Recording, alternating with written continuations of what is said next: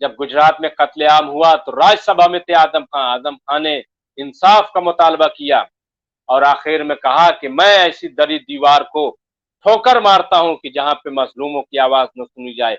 और ये कह के आजम खान ने इस्तीफा दे दिया था अपनी राज्यसभा सीट।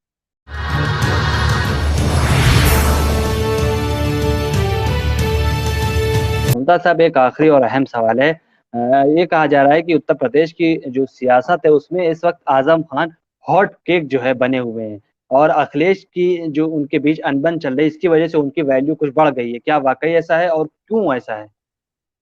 देखिए, वैल्यू आजम खान की कभी कम नहीं रही, चाहे वो जेल के बाहर रहे हो चाहे जेल के अंदर रहे हो। कभी वैल्यू कम नहीं रही आजम खान की, कभी कम नहीं रही और न कभी कम होगी।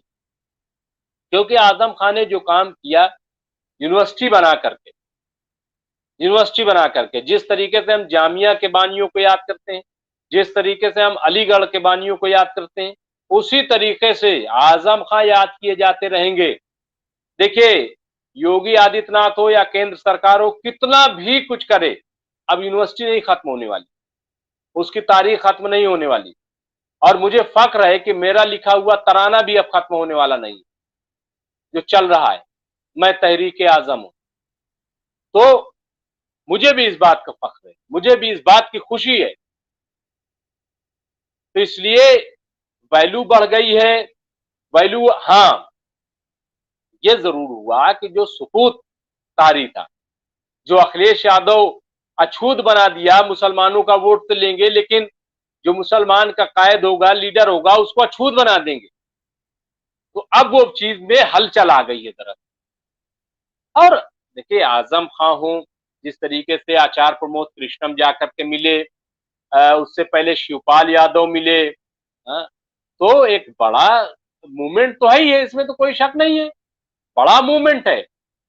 और इससे घबराए हुए अखिलेश, अब अखिलेश यादव पोस्ट कर रहे हैं कि मैं यहाँ इफ्तार कर रहा हूं, मैं यहाँ मुसलमानों के यहाँ गया, मैं, अब दिखा रहे हैं, लेकिन जा किसके पास रहे, ये तो देखिए आप कहां जा रहे हैं। भाई रामपुर चले जाते ना इफ्तार करने, क्यों आप नहीं गए? आजम खान के यहाँ जाइए इफ्तार करने, जैसे आचार्य प्रमोद कृष्णम गए। लेकिन मुंह नहीं है, चेहरा नहीं है इनका कि ये जाए वहां पे। अकेला छोड़ दिया, तनहा छोड़ दिया। लेकिन जो ताकतवर होते हैं लोग, जेल की जो हालत है, जो आचार्य प्रमोद कृष्णम जी ने बयान की है कि अगर आम आदमी हो तो एक रात में मर जाए, लेकिन ये हौसला है आजम खां का कि टाट पर सो रहे हैं, गर्मी में सो रहे हैं। वो इसीलिए जरूर एक न एक दिन रिहाई मिलेगी और हिंदुस्तान की सियासत बदलेगी। और अब वो वक्त आ गया है, मुझे लग रहा है हिंदुस्तान की सियासत बदलेगी। कल जिस तरीके से आप देखिए कि यहां दिल्ली में जिस तरीके से आचार्य प्रमोद कृष्णम हो, शाही इमाम सैयद अहमद बुखारी हो, या एमआईएम दिल्ली के सदर कलीमुल हफीज साहब हो, या मौलाना और उलमा हो, ये जिस तरीके से यहां जमा हुए, तो और यकजहती का मुजाहरे किया। मौलाना अंसार रजा, मौलाना उमैर अहमद इलियासी जो चीफ इमाम है, डॉक्टर है, और इस तरीके से कई प्रोफेसर अख्तरुल वासे, मीम अफजल साहब, और कई बड़ी शख्सियतें यहाँ पे जिस तरीके से कल जमा हुई, मौलाना कल्ब रुशैद साहब। तो ये क्या मैसेज है? ये मैसेज ये है कि हिंदुस्तान में गंगा जमनी तहजीब को पसंद करने वाले लोग मौजूद हैं, और हिंदुस्तान को जो लोग तबाह करने का ख्वाब देख रहे हैं वो भूल जाएं। हिंदुस्तान को जब अंग्रेज तबाह नहीं कर सके, हिंदुस्तान को जो और लोग तबाह करना चाहते थे नहीं कर सके, तो फिर कौन कर लेगा? कोई हिंदुस्तान को तबाह नहीं कर सकता, कोई हिंदुस्तान को बर्बाद नहीं कर सकता। हिंदुस्तान जिंदाबाद था, जिंदाबाद है और जिंदाबाद रहेगा। ये मैं पूरे दावे के साथ, पूरे चैलेंज के साथ कह सकता हूं। तो इसलिए मुझे लग रहा है कि ये जो आजम खां के ताल्लुक से सवाल है कि वो केंद्र, हाँ, ये जरूर है कि मरकज में आ गए आजम। आजम खां पे बात शुरू हो गई है, चर्चा शुरू हो गई है। और बहुत जल्द आजम खान, मेरा यकीन है कि 4 मई को आजम खान जेल से बाहर आ जाए और उसके बाद जो ऐलान होगा वो धमाका होगा। कोई सोच नहीं सकता कितना बड़ा ऐलान होने जा रहा है। बहुत बड़ा ऐलान यूपी की सियासत में होगा और उसका असर पूरे मुल्क पे नजर आएगा। पूरे मुल्क में जो यूपी की सियासत है उसका असर पूरे मुल्क में, उस धमाके की गूंज जो है, सियासी धमाके की गूंज सुनाई देगी, आप देखेंगे। और अब मैं ये भी कह दूं कि कोई ताकत मोहम्मद आजम खां को जेल की सलाखों में नहीं रख सकती। और अगर ऐसा होगा तो आंदोलन चलेगा बड़े पैमाने पर, बड़े पैमाने पर जन आंदोलन खड़ा होगा। मैं ये बात कह रहा हूं। और ये जन आंदोलन कोई और नहीं, आचार्य प्रमोद कृष्णम खड़ा करेंगे। मैं पूरी ये बात जिम्मेदारी से कह रहा हूं। आचार्य प्रमोद कृष्णम मोहम्मद आजम खां के लिए पूरा आंदोलन खड़ा करेंगे। और यह आंदोलन हिंसा का नहीं, अहिंसा का होगा, सत्य का होगा, हक का होगा, इंसाफ का होगा। गांधी जी क्यों याद किए जाते हैं? अहिंसा के लिए। उन्होंने हिंसा को बर्दाश्त नहीं किया, अहिंसा। उसी तरीके से अहिंसा की राह पर चल के आचार्य प्रमोद कृष्णम, मेरा जुमला नोट कर लीजिए, अहिंसा की राह पर चलकर आचार्य प्रमोद कृष्णम न सिर्फ आजम खां को बचाएंगे बल्कि पूरे देश को बचाएंगे। मैं ये बात पूरी जिम्मेदारी से कह रहा हूं, मेरी बात को नोट कर लो। ये बात मेरी नोट कर ली जाए। मैं कह रहा हूं कि आचार्य प्रमोद कृष्णम अहिंसा के जरिए आजम खां को भी बचाएंगे और देश को भी बचाएंगे। और कोई होता तो आजम खां साहब से जब मिल के जेल से आता तो कहता कि मैं योगी की ईट सीट बजा दूंगा, मैं मोदी के खिलाफ आंदोलन करूंगा, और ये दुनिया भर की बात। लेकिन कुछ ने, आचार्य प्रमोद कृष्णम ने कोई एक ऐसा जुमला नहीं कहा, सिर्फ सच बयान किया है। और योगी आदित्यनाथ जी से कहा कि आप तो मुख्यमंत्री होने के साथ साथ योगी भी हैं, तो फिर आप बड़ा दिल दिखाइए, एक बेगुनाह आदमी के साथ आतंकवादियों जैसा सलूक मत कीजिए, बड़ा दिल दिखाइए, आप योगी जी हैं।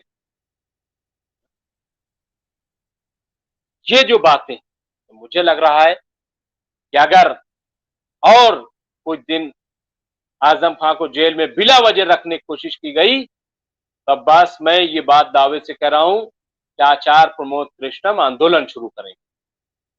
और एक दो जगह ये आचार्य प्रमोद कृष्णम नहीं जाएंगे, जगह जगह कॉन्फ्रेंस होगी, रैली होगी, मैं बता रहा हूं, जगह जगह। तो इसलिए, और आज जो हालात है, मैं एक चीज कहता हूं कि आचार्य प्रमोद कृष्णम हो या आजम खां, ये एक अलामत के तौर पर सामने आए। ये देश संतों का है, महात्माओं का है, ऋषि मुनियों का देश है। ये आदम का देश है, राम का देश है, नानक का देश है, श्री कृष्ण भगवान का देश है ये।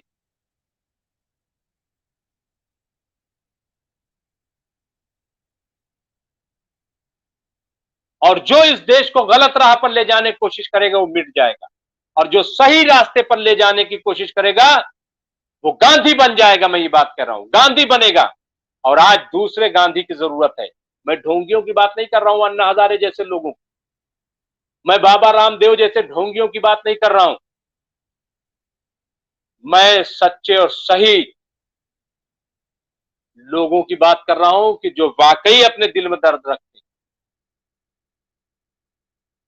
और मुझे तो अब उम्मीद दिखती है कि 21वीं सदी में, इस बहरान में, इस परेशानी की हालत में एक शख्सियत नजर आई है जो देश में दूसरा गांधी बन सकता है, और वो है आचार्य प्रमोद कृष्ण। आप बताइए अब्बास साहब, मैं पूछता हूं आपसे कि क्या जिस तरीके से आचार्य प्रमोद कृष्णम हिंदुओं में भी मकबूल है, मुसलमानों में भी मकबूल है, सिखों में भी मकबूल है, ईसाइयों में भी मकबूल है, कोई एक मुस्लिम में ऐसा रहनुमा बताइए, कोई ऐसा आप सिखों में बताइए, कोई आप ईसाई में ऐसा बताइए, कोई जैन में ऐसा बताइए, कोई बौद्ध में ऐसा बताइए कि जो बैक वक्त सब जगह मकबूल हो और उसकी बात सुनी जाती हो। और आचार्य प्रमोद कृष्णम से मेरी बातचीत हुई, वो कोई ओहदे की लालच में, सीट की लालच में, हुकूमत की लालच में, सियासत में नहीं आए, बल्कि जब उन्हें लगा कि अब तो यहाँ पे सियासत को मजहबी रंग दिया जा रहा है, अब मजहब के रंग नाम पे लोगों को गुमराह किया जा रहा है, तो ऐसे में जरूरत थी कि आचार्य प्रमोद कृष्णम जैसे लोग आए, इसलिए वो आए। और मुझे लग रहा है कि अब वक्त आ गया है कि मुल्क की जो सेकुलर ताकतें हैं, मुल्क के जो अमन पसंद लोग हैं, मुल्क में जो मुल्क में जो अमन देखना चाहते हैं, उन सबको चाहिए कि आचार्य प्रमोद कृष्णम के साथ खड़े हों, और खड़े होंगे लोग, ऐसा नहीं। कई सारे प्रोग्राम हैं, अभी आप देखिएगा आचार्य प्रमोद कृष्णम पूरे यूपी में वो जाएंगे, लोगों से मुलाकात करेंगे और आजम खां के लिए आवाज उठाएंगे, मुझे ऐसा लगता है। जी मुमताज साहब, बहुत बहुत शुक्रिया, आप हमारे साथ जुड़े। हमने कई अहम मुद्दों पर बात की। हमने बात की सुरजेवाला के ताल्लुक से, हमने बात की प्रशांत किशोर के ताल्लुक से, और हमने बात की आजम खान के ताल्लुक से। जिस तरीके से आजम खान को हॉट केक के तौर पर जो है यूपी की सियासत में देखा जा रहा है।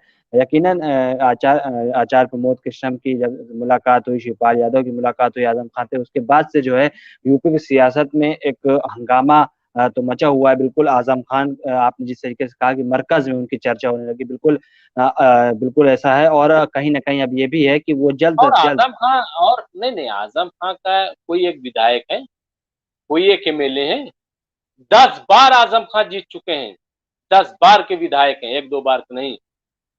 वो लोकसभा में भी सांसद रहे, लोकसभा के भी मेंबर रहे और राज्यसभा के भी मेंबर रहे। और मैं आपको याद दिला दूं कि आजम खां उस शख्सियत का नाम है कि जब गुजरात हुआ, जब गुजरात में कत्लेआम हुआ तो राज्यसभा में थे आजम खां। आजम खां ने इंसाफ का मुतालबा किया और आखिर में कहा कि मैं ऐसी दरी दीवार को ठोकर मारता हूं कि जहां पे मजलूमों की आवाज न सुनी जाए।